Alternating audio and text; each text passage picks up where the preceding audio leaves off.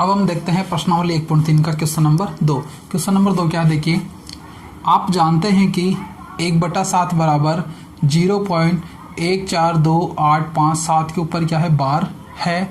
वास्तव में लंबा भाग दिए बिना क्या आप ये बता सकते हैं कि 2/7, 3/7, 4/7, 5/7, 6/7 के दशमलव प्रसार क्या होंगे? यदि बता सकते हो तो कैसे बताओ। ठीक है, तो देखो आगे, अगर 1 में 7 का भाग लगाते हैं तो हमारा जो दशमलव प्रसार आएगा वो ये आएगा। हम जानते हैं क्या, 1/7 बराबर क्या है हमारे पास, 1.142857, ये है हमारे पास 1/7 का मान ये। तो हमें क्या करना है, लंबा भाग देना नहीं है, 2 में 7 का भाग देके बता रहे हैं, 3 में 7 का भाग देके बता रहे नहीं, हमें इसकी सहायता से ही इनके क्या करना है, दशमलव प्रसार ज्ञात करना है। तो पहला हमारे क्या है, 2/7 है। इस 2/7 को मैं 2 गुणा 1/7 लिख दूँ, 2 1 कम 2, 7 नीचे है, इस प्रकार लिख दूँ। तो देखो 2 गुणा 1/7 का मान ये रहा, तो क्या आएगा 0.142857, इस प्रकार से। अब हम इसको इससे क्या करेंगे, 2 से गुणा करेंगे। तो देखो गुणा करो, 7 दूनी 14 की 4, हाथ से लगी 1, 5 दूना 10 और 1 11 की 1, हाथ से लगी 1, 8 दूनी 16 और 1 17 की 7, हाथ से लगी 1, फिर 2 दूनी 4 और 1 5, 4 दूनी 8, 1 को 2 से करेंगे 2, यानी ये 0.285714, ये हमारा क्या जाएगा, इसका आंसर आ जाएगा। ठीक है, इसी प्रकार हम देखते हैं 3/7। 3/7 को मैं 3 गुणा 1/7 लिख दूँ। ठीक है, आगे देखो 3 गुणा इसका मान ये रहा, 1/7 का मान 0.142857, ये बार आ गया। ठीक है, अब हम क्या करते हैं, 3 को इससे गुणा करते हैं। तो देखो 7 तिया 21 की 1, हाथ से लगी 2, 5 तिया 15, 16 17 की 7, हाथ से लगी 1, 8 तिया 24 और 1 25 की 5, हाथ से लगी 2, 2 तिया 6, 7 8, 4 तिया 12 की 2, हाथ से लगी 1 और 1 को 3 से करेंगे 3 और 1 4, और ये आ गया 0.1। तो हमारा क्या आंसर आ जाएगा, ये आ जाएगा। ठीक है, अगला देखो, हम लंबा भाग थोड़ी दे रहे हैं, हम डायरेक्ट इसकी मदद से हम क्या कर रहे हैं, आंसर निकाल रहे हैं। अगला क्वेश्चन क्या है, 4/7। इसको 4 गुणा 1/7 लिख दूं, 4 को गुणा करना है 1/7 वाली संख्या से, यानी 0.142857 से, इस प्रकार से। अब देखो 7 को 4 से करेंगे, 7 चौक 28 की 8, हाथ से लगी 2, 5 चौका 20 और 2 22 की 2, हाथ से लगी 2, 8 चौक 32 और 2 34 की 4, हाथ से लगी 3, 2 चौका 8, 9 10 11 की 1, हाथ से लगी 1, 4 चौक 16 और 17 की 7, हाथ से लगी 1, 1 को 4 से करेंगे 4 और 1 5, और ये इस प्रकार से क्या आ जाएगा, हमारा आंसर ये आ जाएगा। अगला देखो क्या है, 5/7, यानी 5 गुणा, इसको मैं 1/7 लिख लूँ, 5 गुणा 1/7 लिख लेते हैं। आगे देखो 5 गुणा ये 0.142857, ये हमारे इस प्रकार से क्या करते हैं, गुणा करते हैं।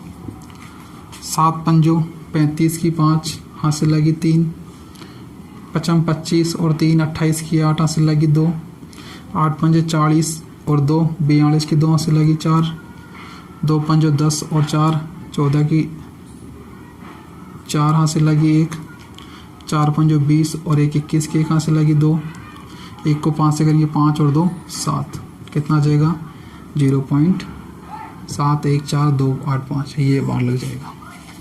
ठीक है, अगला देखो कौन सा है, 6/7। अगला क्या है, 6/7 को क्या लिखूंगा मैं, 6 गुणा 1/7, यानी 6 गुणा 1/7 का मान 0.142857 है, इस प्रकार से। अब देखो गुणा करते हैं, 7 छिंग 42 की 2, हाथ से लगी 4, 5 का 30, 30 और 4 34 की 4, हाथ से लगी 3, 8 छिंग 48, 48 और 3 51 की 1, हाथ से लगी 5, 2 6 की 12, 12 और 5 17 के साथ हाथ से लगी 1, और 4 6 का 24 और एक 25 की 5 हासिल लगी 2, एक को 6 से करेंगे 6 और 2 8 और इधर क्या आ जाएगा 0.2, यानी ये हमारा क्या आ गया आंसर। तो इस प्रकार से हम क्या कर सकते हैं, बिना भाग दिए इन क्वेश्चनों का आंसर बता सकते हैं। ठीक है, अब हम देखते हैं प्रश्नावली 1.3 का थर्ड क्वेश्चन। थर्ड क्वेश्चन क्या है, देखो, निम्नलिखित को P अपॉन Q के रूप में व्यक्त कीजिए जहां P और Q पूर्णांक है तथा Q इक्वल नॉट 0 है। हमें क्वेश्चन दिए गए हैं, इनको हम क्या करेंगे P अपॉन Q की फॉर्म में दर्शाएंगे। तो देखो पहला हमारा क्वेश्चन है 0.6 का 0.6 के ऊपर क्या है 12 है, तो हम इसको इस प्रकार लिख सकते हैं 0.6666 इस प्रकार से। ठीक है, हम क्या करेंगे, इसको 0.6666 लिख लेते हैं और इसे मान लेते हैं x, माना ये क्या है हमारा x है। मैं बताया था कि जब पॉइंट के बाद एक ही अंक रिपीट हो रहा हो, पॉइंट के बाद एक ही अंक रिपीट हो रहा हो तो हम बराबर के दोनों और क्या करते हैं 10 से गुणा कर देते हैं, यानी दोनों पक्षों को किससे गुणा करना है 10 से गुणा करना है। तो हम लिखेंगे 10 से दोनों पक्षों में गुणा करने पर। ठीक है, तो इधर भी 10 से गुणा करेंगे और इधर भी क्या करेंगे 10 से गुणा, इस प्रकार से। ठीक है, तो ये कितना हो जाएगा हमारा 10x हो जाएगा, और ये देखो 10 से गुणा होते ही पॉइंट एक अंक आगे चल जाएगा, यानी 6 के बाद पॉइंट आ जाएगा, तो 6.666 इस प्रकार से। ठीक है, अब देखो 10x बराबर 6.666 है, इसको मैं क्या लिख रहा हूँ 6 अलग कर रहा हूँ और बाकी क्या बच गया 6 बाहर निकलेगा तो 0.666 इस प्रकार से मैं क्या कर रहा हूँ इसको लिख रहा हूँ। 6.6666 था, इसे मैं क्या कर लिया 6 को अलग कर लिया और क्या बचेगा 0.6666 इस प्रकार से। अब देखो इसका जो मान है वो हमने x मान रखा है, तो इसकी जगह मैं क्या रख रहा हूँ x रख रहा हूँ, यानी 10x बराबर कितना हो जाएगा 6 प्लस x हो जाएगा। ये x क्या प्लस का है, इधर आएगा तो माइनस का हो जाएगा, यानी 10x माइनस का x बराबर 6 हो जाएगा। 10x में से एक x चल गया तो कितना बचेगा 9x बराबर में कितना 6 आ जाएगा। अब देखो आगे हमें क्या निकालना है x, तो ये 9 है इसके बट्टे में चल जाएगा, यानी 6/9 हो जाएगा। और अगर हम इसको काटें तो 3 दूना 6 3 तिया 9, यानी x का मान कितना आ गया 2/3। ठीक है, P/Q के रूप में आ गया, ये क्या हो गया P/Q का रूप हो गया। हमें क्या करना था, इसको क्या करना था P/Q के रूप में दिखाना था, तो हम इस प्रकार से इसको क्या करते हैं P/Q के रूप में दिखा देते हैं।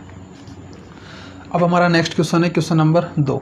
क्या है क्वेश्चन 0.47 के ऊपर बार लगा हुआ है, 4 के ऊपर बार नहीं, केवल किसके ऊपर बार है 7 के ऊपर। तो हम इसको क्या करेंगे, इसको 0.4777 इस प्रकार से लिख सकते हैं। माना ये क्या हमारा x है, माना x बराबर क्या हो गया 0.4777, इसको मैं क्या मान लेता हूँ समीकरण 1। ठीक है, अब देखो पॉइंट के बाद 7 ही वह अंक जो रिपीट हो रहा है, बार बार एक ही अंक रिपीट हो रहा है, तो हम क्या करेंगे समीकरण 1 को दोनों तरफ क्या करेंगे 10 से गुणा कर देंगे। तो क्या करेंगे दोनों पक्षों को 10 से गुणा करने पर। ठीक है, तो क्या आएगा 10 गुणा x, इधर क्या हो जाएगा 10 गुणा 0.4777, गुणा करो 10 को x से करेंगे तो कितना आ जाएगा 10x। अब देखो इसको हम 10 से गुणा करेंगे तो ये पॉइंट है तो क्या हो जाएगा एक अंक आगे चल जाएगा, यानी 4 के बाद पॉइंट लग जाएगा, तो कितना आ जाएगा 4.777 इस प्रकार से। ठीक है, इसको मैं दे देता हूँ समीकरण नंबर 2। अब हम क्या करते हैं समीकरण 2 में से क्या करेंगे 1 को घटा देंगे, समीकरण 2 में से क्या करेंगे 1 को घटाएंगे। तो देखो समीकरण 2 ये है, समीकरण 1 ये है, तो हम पहले बराबर के इधर वाले पक्ष को घटा लेंगे, फिर बराबर के उधर वाले पक्ष को। तो इस समीकरण का बराबर का इधर क्या है 10x और इस समीकरण का बराबर क्या इधर क्या है x, तो ये घट जाएगा इस प्रकार से बराबर। अब इसमें से क्या घट जाएगा ये घट जाएगा, तो 4.777 माइनस 0.4777 7 7 7। ठीक है, अब देखो 10x में से 1x जाएगा तो कितना बचेगा, 9x बराबर 4.777 में से क्या घटाना है, 0.4777। तो हम घटा के देखते हैं, 4.777 में से क्या घटाना है, 0.4777। तो देखो पॉइंट के नीचे पॉइंट लग गया, पॉइंट के इधर ये 0 आ गया और 4 7 7 इस प्रकार से। 7 में 7 गया 0, 7 में 7 गया 0, 7 में से 4 गया तो 3 पॉइंट, फिर 4 का 4, यानी क्या बचेगा हमारा 4.3। कितना रिजल्ट आएगा, 4.3। आगे देखो हमें x का मान निकालना है तो x रख लेता हूँ, 9 को इसके नीचे ले जाऊँ तो 4.3/9। आगे देखो x बराबर कितना आ गया हमारा, 4.3/9 ये आ गया। मैं पॉइंट हटाता हूँ ऊपर और नीचे क्या लगा देता हूँ, 0 लगा देता हूँ। तो हमारा जो रूप आएगा x बराबर कितना आएगा, 43/90। और ये क्या है, p/q का रूप है। तो इस प्रकार से हम क्या कर लेंगे, इसको लिख देंगे। अब आगे हम क्वेश्चन नंबर 3 देखते हैं। 0.001 के ऊपर क्या है, बार लगा हुआ है। तो देखो क्या है हमारे पास, 0.001 के ऊपर बार ये है। मैं इसको इस प्रकार से लिख सकता हूँ क्या, 0.001 001 001 इस प्रकार से है हमारे पास ये। ठीक है, यहाँ तक ही लिख लेते हैं इसको, 001 तक। मान लिया ये क्या है हमारा, x है। ठीक है, अब देखो पॉइंट के बाद कितने अंक आ रहे हैं, 3 आ रहे हैं जो बार बार क्या रिपीट हो रहे हैं। तो पॉइंट के बाद 3 अंक है जो रिपीट हो रहे हैं। तो हम क्या करेंगे, दोनों पक्षों को किससे गुणा करेंगे, 1000 से। 1000 से क्या करेंगे, गुणा करने पर 1000 से गुणा करेंगे। तो देखो इसको गुणा करें, 100 गुणा x बराबर, इसको किससे गुणा करेंगे, 1000 से गुणा 0.001 001 इस प्रकार से। देखो 1000 को हम x से करेंगे तो कितना आ जाएगा, 1000x आ जाएगा। अब देखो यहाँ पे क्या, 1000 को इससे गुणा करेंगे तो 1000 में 3 0 है, तो ये जो पॉइंट है वो 3 अंक बाद लग जाएगा, 1 2 3, यानी 1 के बाद क्या लगेगा, ये पॉइंट लगेगा। तो क्या आ जाएगा हमारा 0 0 1 0, यहाँ पॉइंट लग जाएगा ये। ठीक है, फिर क्या है 0 1 इस प्रकार से। तो हम इन 0 को उठा देते हैं, कोई मतलब है नहीं। तो हमारे पास क्या रिजल्ट आ गया ये। ठीक है यहाँ तक। अब देखो आगे, ये 1000 x आ गया बराबर, ये 1.001 है, इसको मैं क्या लिख रहा हूँ, 1 पॉइंट, फिर ये 0.001 इस प्रकार से लिख रहा हूँ मैं। क्या किया मैंने, इसको एक को अलग कर लिया, फिर क्या बचेगा 0.001 ये लिख दिया। देखो इसका मान 0.001 001 इस प्रकार से ये रहा, 0.001 001। इसका मान क्या है, x, तो इसकी जगह मैं x रख सकता हूँ। ठीक है, तो देखो 1000x बराबर ये 1 प्लस ये क्या आ जाएगा, इसकी जगह x आ गया।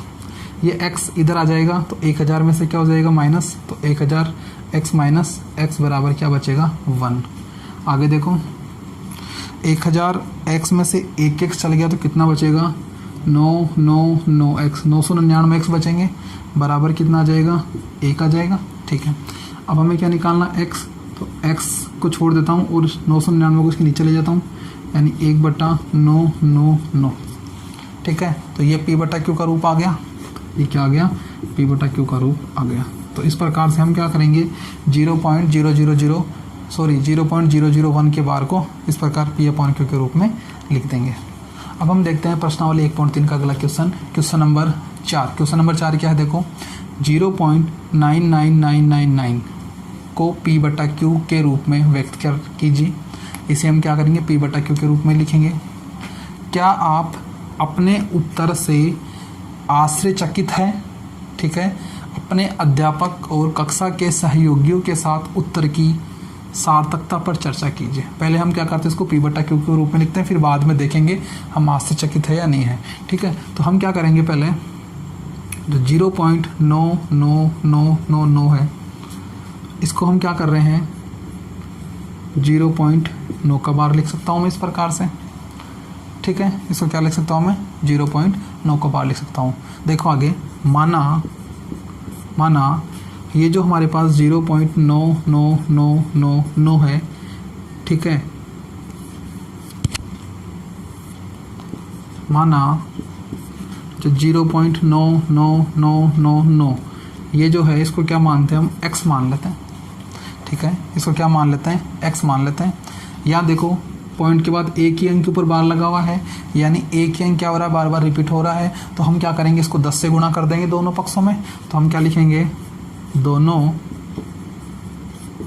पक्षों को 10 से गुणा करने पर, ठीक है, तो 10 गुणा x बराबर, इधर भी 10 से गुणा, तो 10 गुणा 0.99999, ठीक है। यहाँ तक आगे देखो, इसको गुणा करेंगे तो क्या हो जाएगा 10x। अब 10 को इससे गुणा करेंगे तो देखो ये पॉइंट है तो एक अंक आगे खसक जाएगा, क्योंकि हम किससे गुणा कर रहे हैं, 10 से। 10 में एक 0 है तो ये पॉइंट क्या हो जाएगा, एक अंक आगे हो जाएगा, यानी 9.9999 इस प्रकार से चलेगा ये, ठीक है। ये हमारा क्या हो जाएगा, इस प्रकार से आ जाएगा। तो देखो अब आगे 10x बराबर, इसको मैं क्या लिख रहा हूँ, 9 प्लस 0.9999, 9 को अलग लिख लिया, ठीक है, 9 प्लस क्या बचेगा फिर 0.9999, इसको इस प्रकार लिख लिया। अब देखो 0.9999 इसका, सॉरी यहाँ पे देखो, अब देखो जो x का मान है वो 0.9999 है, तो अब 0.99 की जगह क्या रख दूंगा, मैं x रख दूंगा। तो देखो 10x, ये 9 और ये क्या हो जाएगा, x हो जाएगा। ये x इधर आ जाएगा बराबर के, तो 10 में से माइनस हो जाएगा, बराबर 9 बच जाएगा, ठीक है। आगे देखो 10x में से 1x गया तो 9x बराबर इधर कितना बच गया, 9, यानी x हम निकालना चाहिए तो 9 नीचे चल जाएगा, 9/9 कटेगा तो कितना आ जाएगा, x का मान 1। x का मान कितना आ गया, 1।